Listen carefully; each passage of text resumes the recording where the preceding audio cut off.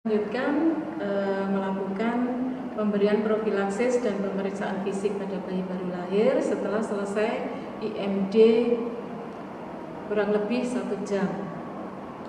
Yang pertama kali kita lakukan adalah kita berikan vitamin K dengan dosis 1 mg. Jadi kita menggunakan spet 1 cc. Kalau kemasannya di sini 1 cc berisi 10 mg, sedangkan kebutuhan bayi adalah 1 mg, jadi kita ambil 1/10.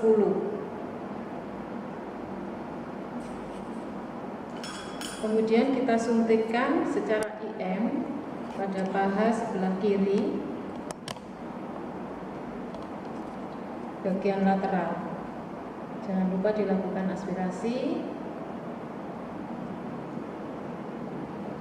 Setelah selesai pemberian profilaksis untuk FITK, kita lanjutkan dengan pemeriksaan fisik secara head to toe, dimulai dari pemeriksaan kepala. Kita raba seluruh kepala bagian depan sampai dengan belakang. Kita pastikan tidak ada benjolan abnormal, tidak ada kaput, tidak ada sefal hematom. Kemudian kita raba suturannya renggang, kemudian ubun-ubun besarnya rata, tidak ada indikasi adanya abnormal. Kemudian kita lihat seluruh permukaan wajah, tidak ada paralise. Kemudian kita lihat mata pada bayi tidak kotor. Kemudian kita berikan profilaksis salep mata, yaitu tetrasiklin atau erlamisitin 1 gram. Kita oleskan pada konjungtivanya dari dalam ke arah luar, kiri dan kanan.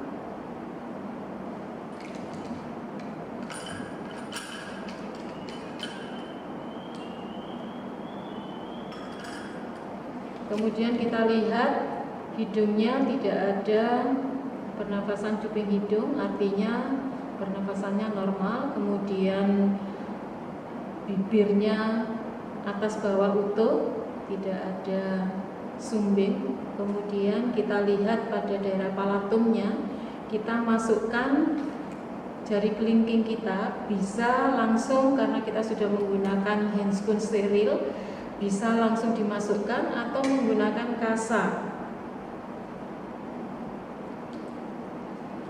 Jadi kita masukkan, kita raba daerah palatumnya keras, utuh, tidak ada kelainan. Kemudian kita lihat telinga bayi. Jadi garis-garis telinganya terlihat lebih jelas. Kemudian ujung telinga itu sejajar dengan kantus mata bagian luar. Itu mengindikasikan tidak ada kelainan. Kemudian kita raba pada leher pada bayi itu dia pendek dan sedikit lebar. Kemudian kita pastikan bahwa tidak ada kelainan, tidak ada benjolan. Kemudian kita lanjut setelah selesai di kepala. Jangan lupa kita langsung pasangkan topi supaya tidak kedinginan. Kemudian kita lanjut pada daerah dada. Sebelumnya kita lakukan antropometri dulu pada bagian kepala. Jadi kita lakukan pengukuran lingkar kepala yang paling kecil adalah suboccipitobregmatica, walaupun besar occiput normalnya 32 cm. Kemudian mento fronto-occipitum, jadi dari occiput ke dahi normalnya 34 cm. Yang terakhir ukuran kepala besar, yaitu dari fronto ke mento, ukurannya kurang lebih 35 cm.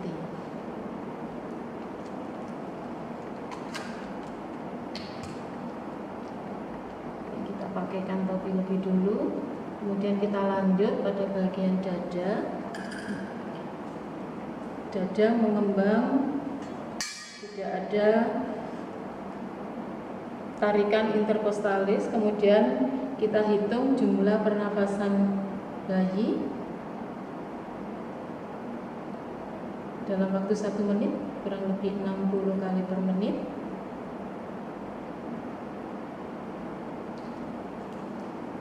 Kemudian kita ukur lingkar dadanya.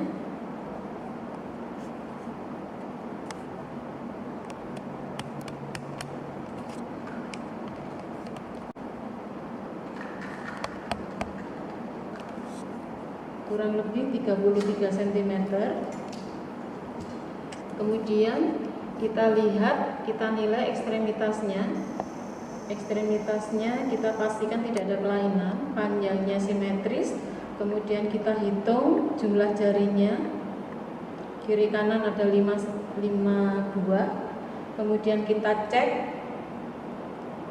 refleks genggamnya positif. Kemudian baru kita ke arah perut, kita raba perut bayi baru lahir, bentuknya cembung. Kemudian kita raba, kita palpasi, tidak ada kelainan. Kemudian tali dari tali pusatnya terikat kuat, tidak ada perdarahan. Kemudian kita turun ke bawah, ke bagian kemaluan. Ini kebetulan kelaminnya adalah perempuan, sehingga kita melihat labia mayor lebih menonjol daripada labia minornya. Kemudian kita lihat adanya orifisium uretra dan juga lubang vagina. Kemudian turun ke bawah, kita lihat atau kita nilai ekstremitas bawahnya, panjang dari kakinya simetris. Kemudian kita juga menghitung jumlah jari-jarinya kiri dan kanan ada 5 buah. Kemudian kita lakukan pemeriksaan refleks Babinski. Kita torehkan jari-jari kita dari pangkal tungkai kemudian ke jari-jari kelingking. Apabila jempolnya itu ekstensi kemudian 4 jarinya fleksi, berarti refleksnya positif, tidak ada kelainan saraf. Kemudian kita nilai bagian belakang atau punggung dari bayi. Kita raba punggungnya, kita pastikan punggungnya rata, tidak ada hiposis atau skoliosis, tulang belakangnya tidak ada kelainan. Kemudian kita pastikan tidak ada kelainan yang lain seperti spina bifida. Kemudian kita mengecek anusnya positif. Jadi untuk mengetahui adanya atresia ani, kita tunggu dalam waktu 24 jam mekonial harus sudah keluar. Kemudian dalam waktu 6 jam bayi juga sudah harus kencing, itu menunjukkan bahwa dia tidak ada kelainan. Kemudian kita lakukan pengukuran panjang badan bayi. Kalau tidak ada atau tidak menggunakan meja yang ada alat ukurnya, kita bisa menggunakan pengukuran manual mulai dari puncak kepala, kemudian mengikuti lengkung badan bayi sampai tungkai. Normalnya adalah 47 sampai dengan 52 cm. Setelah selesai, kita bisa lanjutkan untuk pemeriksaan pengukuran berat badan bayi. Normalnya bayi baru lahir dikatakan berat badannya normal minimal 2.500 sampai dengan 4.000 gram. Nah, sebelum refleks Moro, yaitu memberikan kejutan, bisa dengan suara. Dia kalau terkejut, tangannya ini akan ekstensi dan kakinya, jadi bayi akan tangannya akan terangkat dan kakinya juga terangkat. Itu namanya refleks Moro. Nah, setelah selesai semua, jarak pemberian Vitamin K, profilaksis vitamin K dan pemberian hepatitis B HB0 untuk bayi baru lahir itu pemberiannya berjarak 1 jam. Itu diberikan secara IM pada paha sebelah kanan. Jadi di bagian lateral, sepertiga lateral kita suntikan, tidak perlu dilakukan aspirasi karena ini obatnya disposable, langsung dipencet kemudian ditarik keluar.